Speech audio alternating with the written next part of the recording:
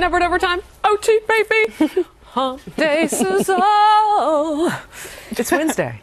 Bet you never saw that on Special Report. I have not seen that. I'm waiting for Brett Baer to do exactly that for the online show. Oh, wouldn't that be awesome? I want someone to make a gift. See if we can get him to do it. I will. I will, actually. You're right. That'll be my last She made day T-shirts. It's like, oh, Harris, she was a nice lady. She used to work here until she tried to get Brett to dance.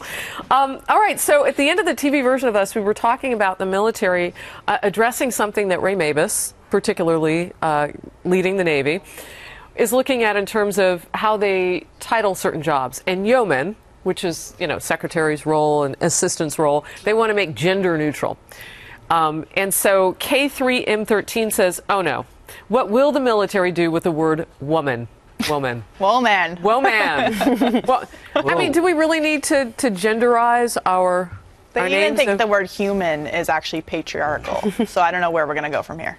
How about enemy killer? Do we need to gender neutralize Assassin. that? Yeah. Yeah.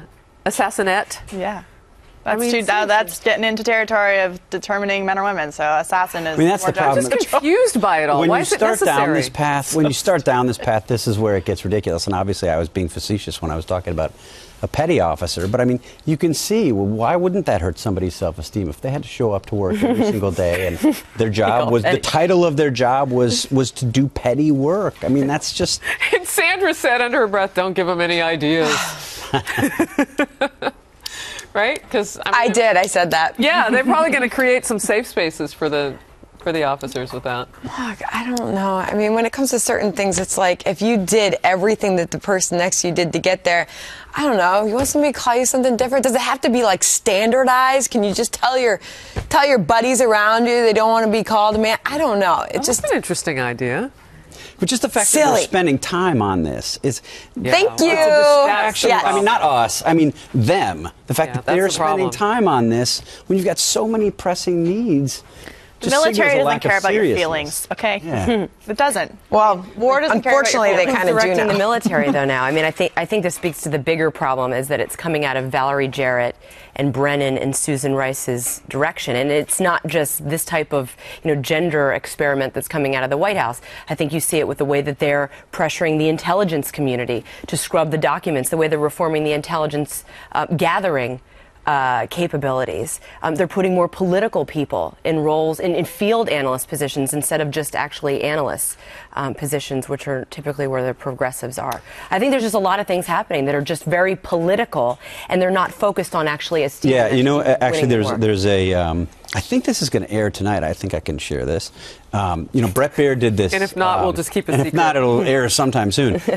Brett Baer did this special on the military and what's happening in the military that ran last Friday night and then a couple times over the weekend.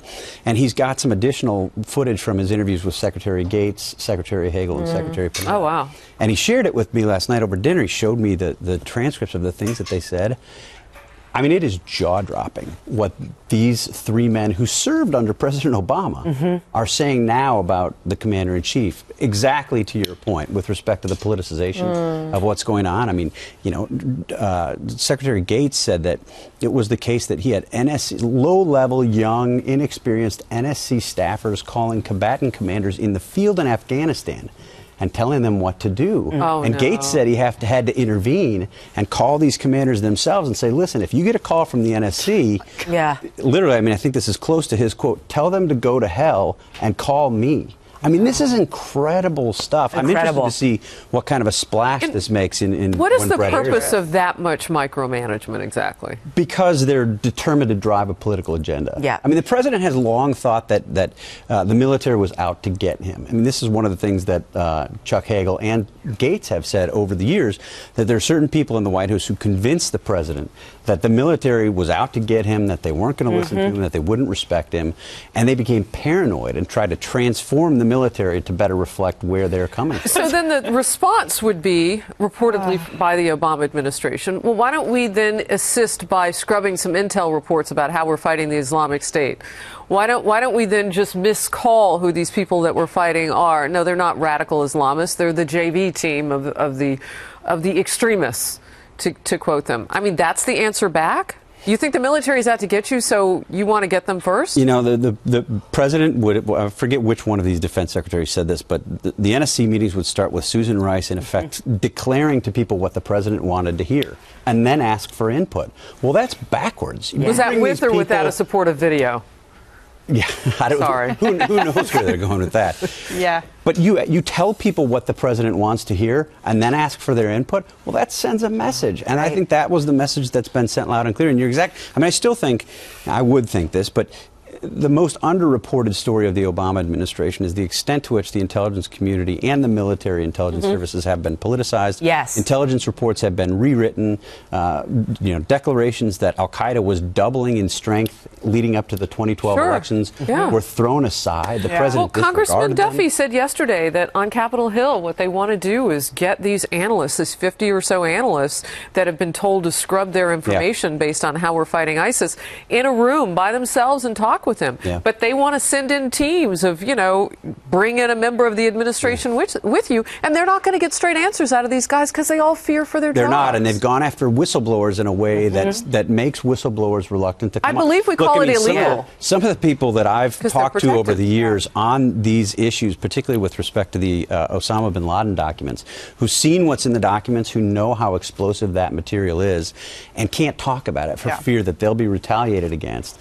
This is the environment that the Obama administration has created, and I think it's a shame and it's a scandal. The administration has prosecuted more leakers and whistleblowers under the Espionage Act than any other president in history, and whether that's valid or not is a huge question. I think that the scrubbing and lying on the campaign trail about al-Qaeda and terrorism in 2012 was one of the biggest scandals of the year, and really of his presidency, that just didn't get covered. I mean, he was specifically on the campaign trail saying they were on the run when in fact they were increasing in strength. They had just, it's just incredible to see that. But going back to the politicization, and you saying that President Obama thought the military was out to get him, that they wouldn't respect him. Yeah.